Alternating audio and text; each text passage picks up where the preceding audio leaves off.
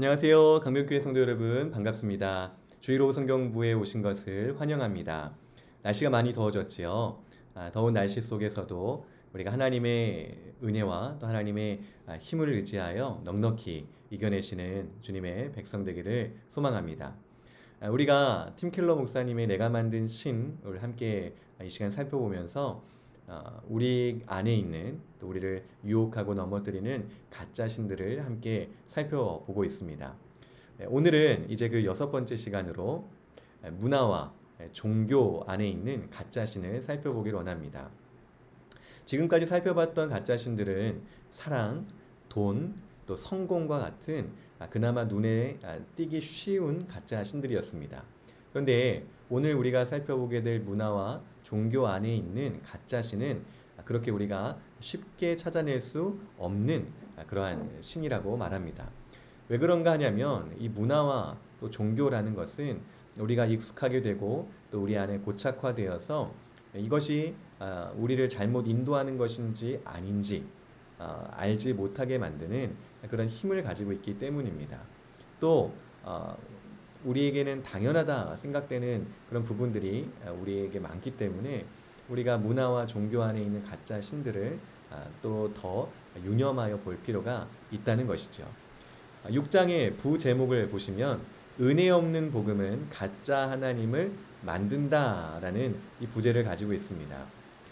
우리가 알듯이 우리는 하나님의 은혜를 받은 자요. 또 그 은혜가 우리를 살게 한다는 것을 알고 있습니다. 그런데 문화 안에 또 우리의 종교 안에 하나님의 은혜를 깊이 생각하고 또 그것의 뿌리를 두고 서지 않는다면 역시나 가짜 하나님을 만들어내고 가짜 신을 섬기는 안타까운 일을 우리가 할 수 있다는 것입니다. 그렇다면 이 문화와 종교 안에 어떤 가짜 신이 있는지를 한번 살펴보기를 원합니다. 먼저 팀켈러 목사님은 미국 안에 있었던 잘못된 점, 문제점을 함께 좀 고민해 봅니다. 그것은 2009년에 하버드 경영대학원 졸업생들이 했던 선서의 내용에 또 이렇게 나오고 있는 것인데요. 선서의 내용은 이렇습니다. 지극히 정직하게 행동할 것, 내 좁은 야망을 채우기 위한 결정과 행동을 거부할 것, 내 사업으로 사회에 창출한 장기적 가치를 높이는 쪽으로 일할 것. 경영대학원을 졸업하고 이제 한 사회 안에 있는 이런 회사나 또 경영에 직종에 일하는 경영대학원 졸업생들에게 이런 선서를 하도록 했는데요. 그런데 이 선서는 사실 미국 내에 있었던 광범위하게 퍼져 있었던 문화적 우상에 맞서는 노력이었다라고 봅니다. 왜냐하면 문화적으로 자신의 이익과 또 자기만의 유익을 추구하고 또 자기 회사만의 수익을 추구하는 그런 세태에 맞서서 우리 것만이 아닌 전체를 보도록 하는 그런 선서가 내용이었기 때문입니다. 그런데 안타깝게도 이 선서에 서명한 졸업생들이 당당히 다른 길을 선택했다는 것이지요. 수익 자체, 회사가 얻어내고 또 열심히 일한 노력으로 얻어지는 수익 자체는 선하지만 그것이 가짜 신이 되어서 절대적인 위치를 차지했을 때 회사뿐만이 아니라 그 사회가 도덕적으로 또 경제적으로 타락하고 무너지는 그런 결과를 얻을 수밖에 없었다는 것입니다. 사회 또 문화라고 하는 것은 이제 희망을 찾는 이런 집단적인 그런 모습을 갖고 있는데요. 모든 문화의 기저에는 희망, 곧 문화가 구성원에게 말해주는 삶의 관건이 있다라고 설명을 하고 있습니다. 앤드류 델방코라는 이 사회학자가 미국 문명이 3단계로 변화해 왔다라고 하는데 그것을 이렇게 정리합니다. 처음에는 하나님이 희망을 주는 그러한 가치로 여겨졌다는 것입니다.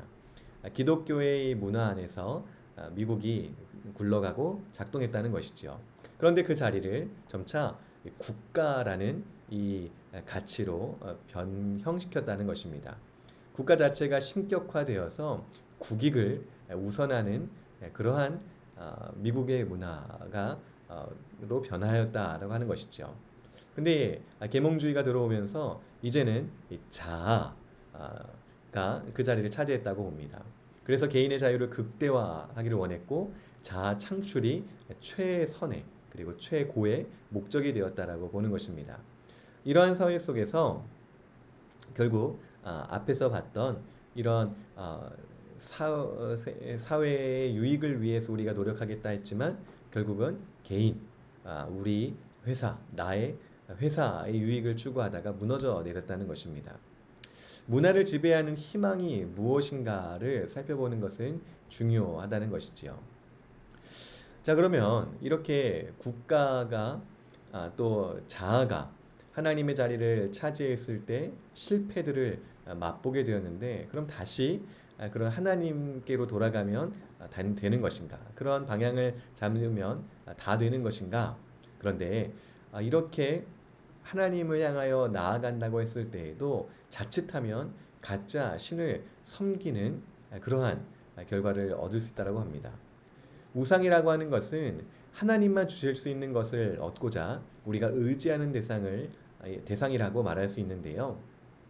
우리가 국가와 자아를 하나님의 자리에 놓고 희망을 얻어보려고 했지만 실패했습니다.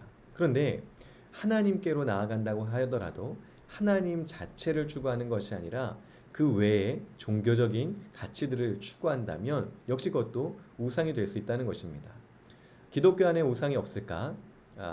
팀켈러 목사님은 이렇게 정리를 합니다.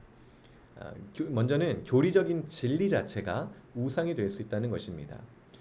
우리가 하나님을 추구하는 것이 아니라 우리 안에 그 기독교 안에 있는 교리적인 그 진리 자체가 우리의 추구의 대상이 되었을 때 그 진리를 가진 사람들은 우월감을 느끼고 거만한 자가 되고 그래서 다른 사람과 나를 분리시키는 이러한 잘못된 행동과 마음을 가질 수 있다고 봅니다.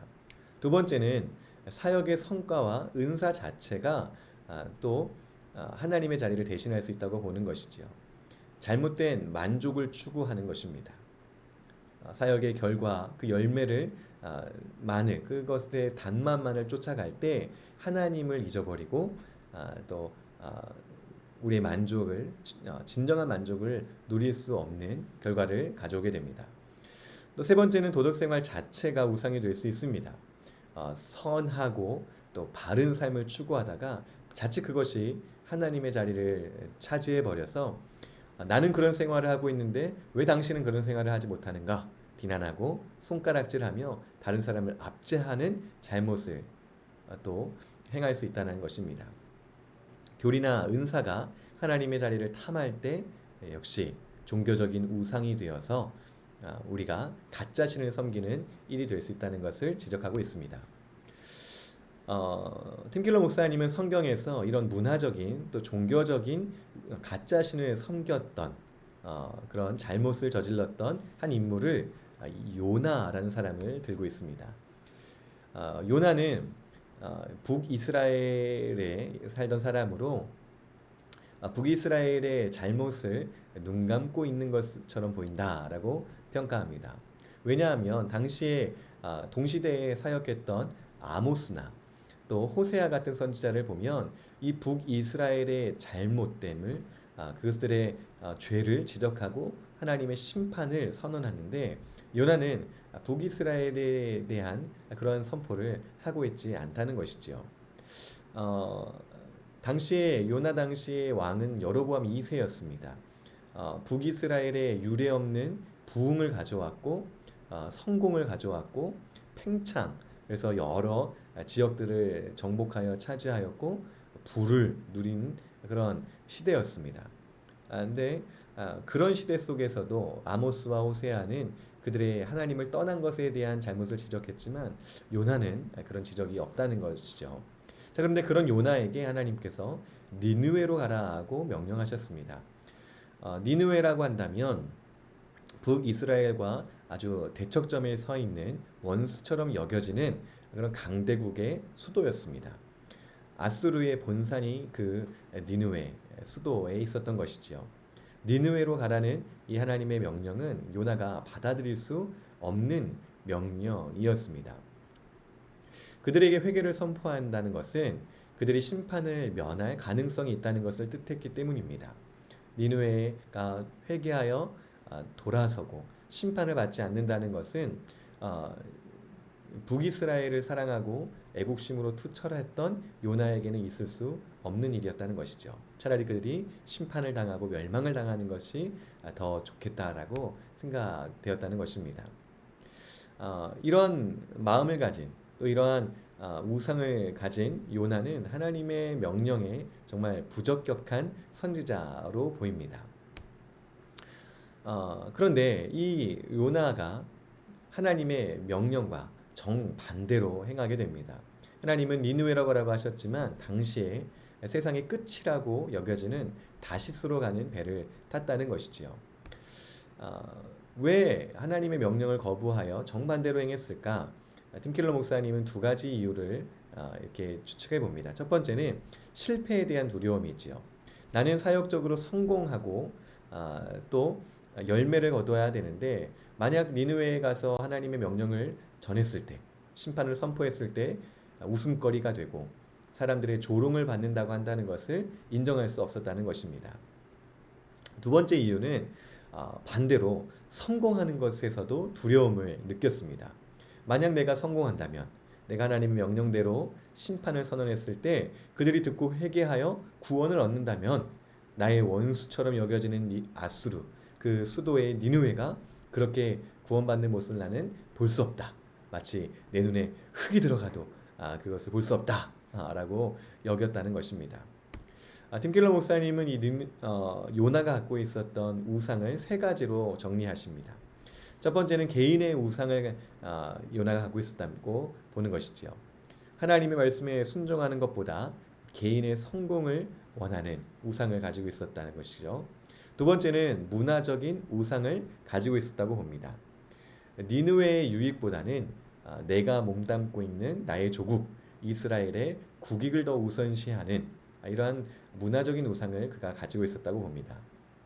세 번째는 종교적인 우상으로 이방인에 대해서 나는 선민이라 하나님의 선택받은 민족이요 하나님의 사랑받는 민족은 우리뿐이다 라는 이런 우월감을 가지고 있었고 편협한 구원관 우리만 하나님이 구원하실 것이다 라고 생각하는 이 편협한 구원론을 그가 가지고 있었기 때문에 이런 종교적인 우상도 가지고 있었다고 봅니다. 그렇게 다시스로 가는 배를 탔을 때 하나님은 그 바다 위에 사나운 풍랑을 일으키십니다. 그리고 그를 바다에 빠뜨리시고 물고기가 그를 삼키게 하시죠. 이것을 회개의 기회로 봐야 하겠습니다. 하나님께서는 이 우상에 빠져 있는 요나를 회개하게 하시고 하나님의 온전하신 뜻을 깨달을 수 있도록 기회를 제공하여 주시는 것입니다. 물고기 뱃속에서 드린 요나의 기도를 봤을 때 비로소 이방을 향한 하나님의 헤세드를 그가 발견했다라고 우리는 보게 됩니다. 기존까지는 우리나라, 나의 민족만을 향한 하나님이었다면 이제 모든 열방을 향한 하나님의 사랑, 특별히 헤세드, 그 은혜를 발견한 모습을 우리가 살펴보게 되는 것입니다.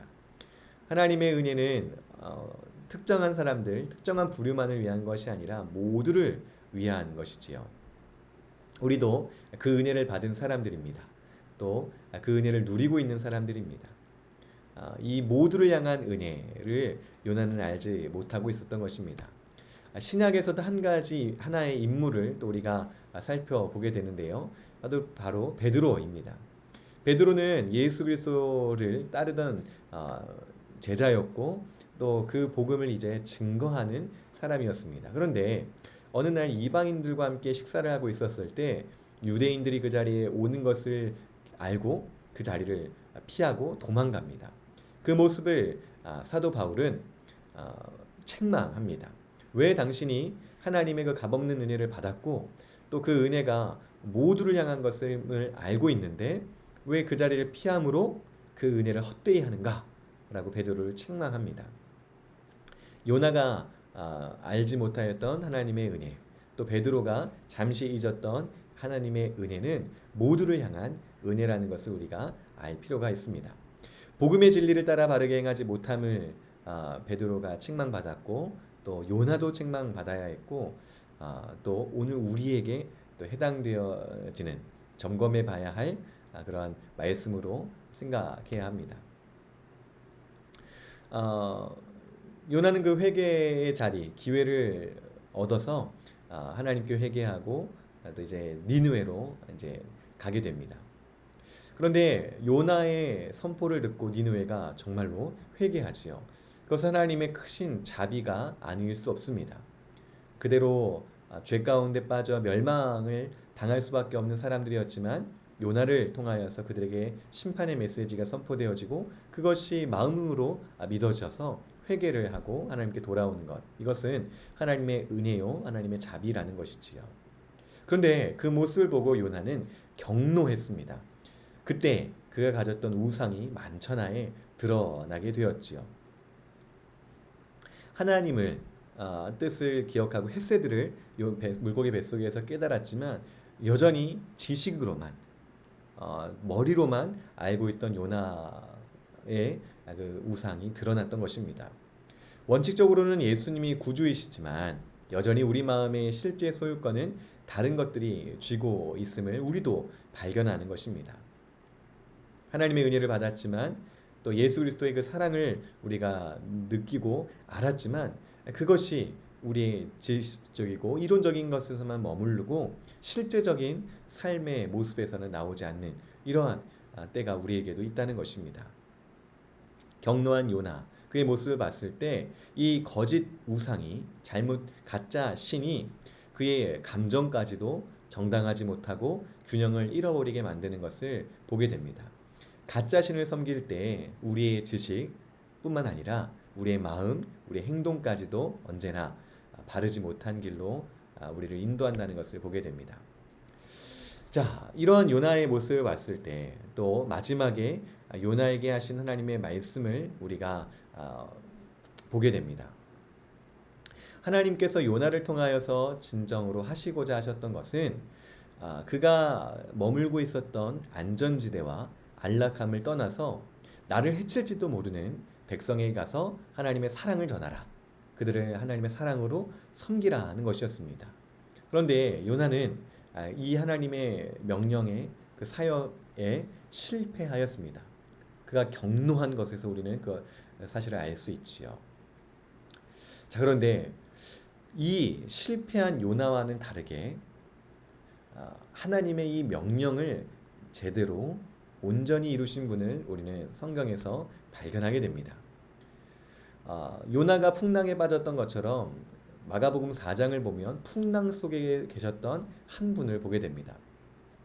선원들이 이 풍랑에 두려워하며 어찌할 바를 몰랐을 때 이 마가복음의 4장에서도 제자들이 어찌할 바를 모르고 두려워했습니다.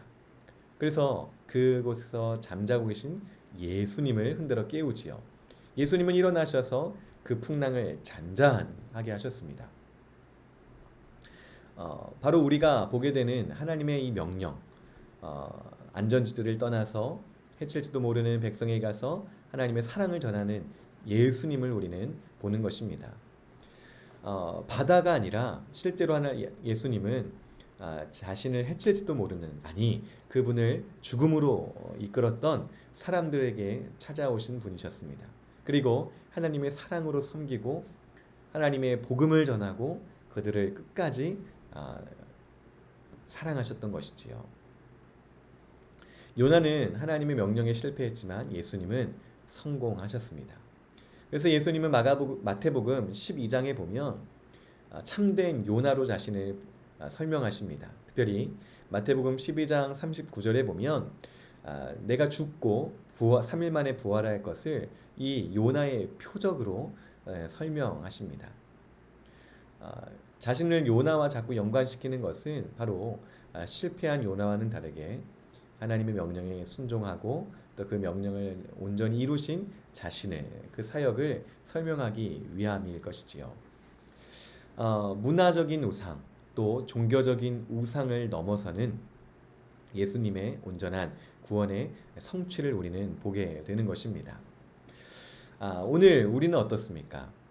그런 예수님의 사랑과 그 구원을 누리고 특별히 그 안에 담겨져 있는 하나님의 크신 은혜를 우리가 받고 이 자리에 있습니다. 그런데 오늘 우리가 그 은혜를 받고서도 요나처럼 내 안에 가짜 신을 섬기며 우월감에 빠지고 또 다른 이들을 비난하고 손가락질하며 하나님의 은혜를 누리는 자가 아니라 하나님의 은혜를 가둬놓는 자로 살고 있지 않은지 우리가 살펴봐야 합니다. 너무나 기독교 안의 문화가 익숙하고 또 내가 하고 있는 종교적인 행위들이 익숙하여서 이 우상을 빠져 있는 것을 발견하지 못할 수도 있습니다. 그래서 오늘 이 6장이 우리에게 필요한 것이지요. 하나님의 그 값없는 은혜를 받았는가? 그렇다면 그 은혜를 충만히 누리고 이제는 그 은혜를 모두에게 증거하는 어떤 사람에게든지 증거하는 하나님의 일꾼, 복음의 사역자로서 우리를 부르셨다는 것, 우리를 보내신다는 것을 우리는 잊지 말아야 하겠습니다. 6장의 내용은 앞에서 살펴본 것처럼 발견하기 쉽지 않습니다. 이미 우리가 가지고 있는 또 우리가 하고 있는 것들이 너무나 익숙하고 고착화되었기 때문입니다. 그러나 우리는 늘 개혁되어지는 하나님의 백성들로서 혹시 우리 안에 이런 문화적인 종교적인 우상이 있지 않은지 늘 살펴봐야 하고 또 점검해 봐야 할 것입니다. 또 우리가 받은 은혜, 우리가 가진 은혜 이것들을 모두에게 증거하는 차별 없이 또 거리낌 없이 증거하는 하나님의 자녀가 되어야겠습니다. 오늘이 6번째 시간 문화와 종교의 가짜 신들을 함께 살펴보며 하나님의 마음 또 하나님의 뜻을 우리가 마음 가운데 새기고 기억하게 되기를 소망합니다. 네, 이번 한 주간 또 세상 속에서 살아가실 때에 우리 안에 있는 여러 가지 가짜 신들을 경계하시고 또 배격하시고 참된 하나님의 그 은혜 또 하나님의 그 복을 우리가 누리고 또 삶으로 살아내는 하나님의 백성들 되기를 소망합니다. 모두 수고하셨습니다. 감사합니다.